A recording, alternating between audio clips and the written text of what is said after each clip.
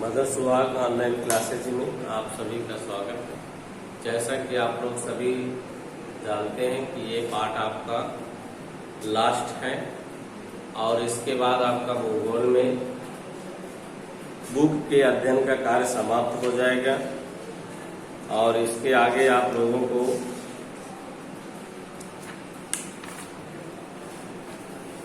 लिखवाने का कार्य प्रारंभ किया जाएगा।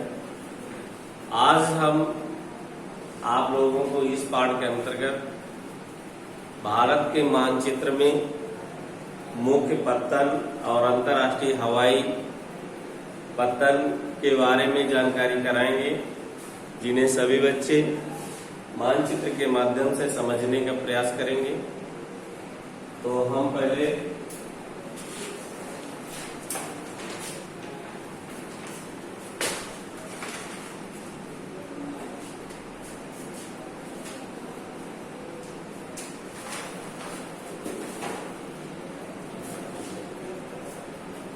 ये आपका भारत का मानचित्र है, जैसे सभी बच्चे जानते हैं।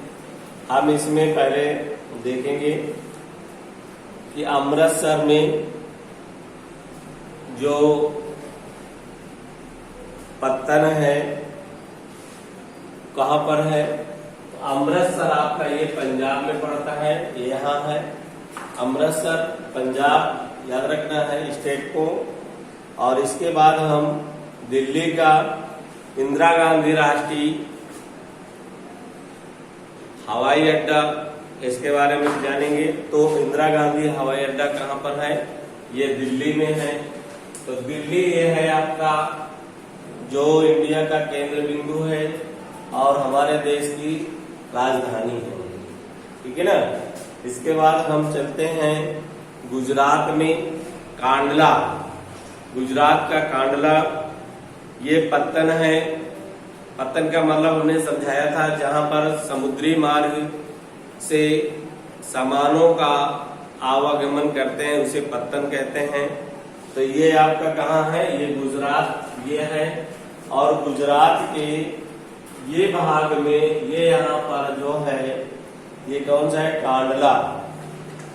और इसके बाद आगे हम बढ़ते हैं तो मुंबई में छत्रपति शिवाजी पत्तन है। ये मुंबई कहाँ पड़ता है, ये महाराष्ट्र में, ये यहाँ है मुंबई स्टेट, या ध्यान देना है महाराष्ट्र। कांडला गुजरात, अमृतसर पंजाब। आगे हम बढ़ते हैं मार्मा गोवा। मार्मा गोवा कहाँ पर है, गोवा में, जो आपका ये यहाँ पड़ता है मार्मा गोवा, किस राज्य में है, गोवा में। आगे हम बढ़ते हैं न्यू मंगलौर। न्यू मंगलौर कहाँ है, कर्नाटक में, ये यहाँ पर न्यू मंगलौर पड़ता है, किस राज्य में है, कर्नाटक में। आगे हम चलते हैं कोची। कोचीपत्तनम केरल राज्य में है, जो कहाँ पर है, ये है कोचीपत्तनम, किस राज्य में है, केरल राज्य में। आगे हम बढ़ते हैं तूतीकोरिन। तूतीकोरिन जो है ये यहाँ पड़ता है, तूतीकोरिन ये आपका किस राज्य में है, तमिलनाडु में। तूतीकोरिन किस राज्य में है, तमिलनाडु में। आगे हम चलते हैं चेन्नई। चेन्नई जो है ये चेन्नई भी इसी में है, इसमें तमिलनाडु में। आगे हम बढ़े तो विशाखापत्तनम। विशाखापत्तनम किस राज्य में है, आंध्र प्रदेश में, ये यहाँ पर आपका विशाखापत्तनम है। आगे हम बढ़ते हैं पारादीप। पारादीप कहाँ पर है, उड़ीसा में, ये आपका पारादीप पड़ता है। पारादीप किस राज्य में है, उड़ीसा में। और इसके आगे हम चलते हैं हल्दिया। हल्दिया कहाँ पर है, पश्चिम बंगाल में, ये आपका ये हल्दिया है, ये आपका पश्चिम बंगाल क्षेत्र, ये यहाँ पर हल्दिया है। हल्दिया इस राज्य में है, पश्चिम बंगाल में। और आगे हम देखो यहीं पर नेताजी सुभाष चंद्र बोस हवाई अड्डा भी है, यहाँ पश्चिम बंगाल में, इसे भी याद रखना है। और हम आगे ये आपके आज मुख्य पत्तन और हवाई अड्डे हैं जिन्हें आपको मानचित्र के माध्यम से समझना है। ये देखिए आपके बुक में भी मानचित्र ये बना हुआ है और ये सारा मानचित्र आपको समझना है और जब लिखवाया जाए आपको फेयर कॉपी में भी इसको भरना है। ठीक है, ये आपको स्टेट जो हमने बताते गए हैं इसे जरूर याद रखना है। ठीक है,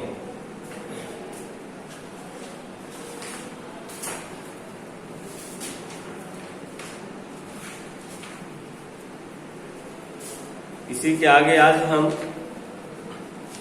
थोड़ा सा इंडियन एयरलाइंस के बारे में चर्चा करेंगे। इसमें हवाई यात्रा सभी व्यक्तियों की पहुंच में नहीं है। केवल उत्तरी पूर्वी राज्यों में इन सेवाओं को आम आदमी तक उपलब्ध करवाने हेतु विशेष प्रबंध किए गए हैं। संचार सेवाएं में जब एक मानव पृथ्वी पर अवतरित हुआ है उसने विभिन्न संचार माध्यम का प्रयोग किया, लेकिन आधुनिक समय में बदलाव की गति तीव्र है। संदेश प्राप्तकर्ता या संदेश भेजने वाले के गति विहीन रखते हुए भी लंबी दूरी का संचार बहुत असामान्य है। निजी दूरसंचार एवं जनसंचार में दूरदर्शन, रेडियो, समाचार पत्र समूह, प्रेस तथा सिनेमा आदि देश के प्रमुख संचार साधन हैं। भारत का डाक संचार तंत्र विश्व का बृहत्तम। यह पार्सल, निजी पत्र व्यवहार, तार आदि का संचालित करता है। कार्ड वाली लिफाफा बंद चिट्ठी पहली श्रेणी की डाक समझी जाती है तथा विभिन्न स्थानों पर वायुयान द्वारा पहुंचाए जाते हैं। द्वितीय श्रेणी की डाक में रजिस्टर्ड पैकेट, किताबें, अखबार तथा मैगजीन शामिल हैं। ये धरातली डाक द्वारा पहुंचाए जाते हैं तथा इनके लिए स्थल व जल परिवहन का प्रयोग किया जाता है। बड़े शहरों व नगरों में डाक संचार में शीघ्रता हेतु हाल ही में 6 डाक मार्ग बनाए गए हैं। इन्हें राजमार्ग, मेट्रो चैनल, ग्रीन चैनल, व्यापार चैनल, भारी चैनल तथा दस्तावेज चैनल के नाम से भी जाना जाता है। तो ये आज आपकी संचार सेवाएं रही और आपको हमने भारत के मानचित्र के माध्यम से भी समझाया, जिन्हें सभी बच्चे समझने का प्रयास करेंगे और मानचित्र जो भी आज हम भरवाए हैं उसे आप लोग अपनी अभी रफ कॉपी में प्रैक्टिस करेंगे और जब ये लेसन लिखवा दिया जाए तो उसी लेसन में इस मानचित्र को भर करके आपको पेस्ट करना है। आज का कार्य यहीं समाप्त करते हैं। होमवर्क में आपका जो भी हेल्प एग्जामिनेशन सिलेबस है उसे तैयार करना है। धन्यवाद।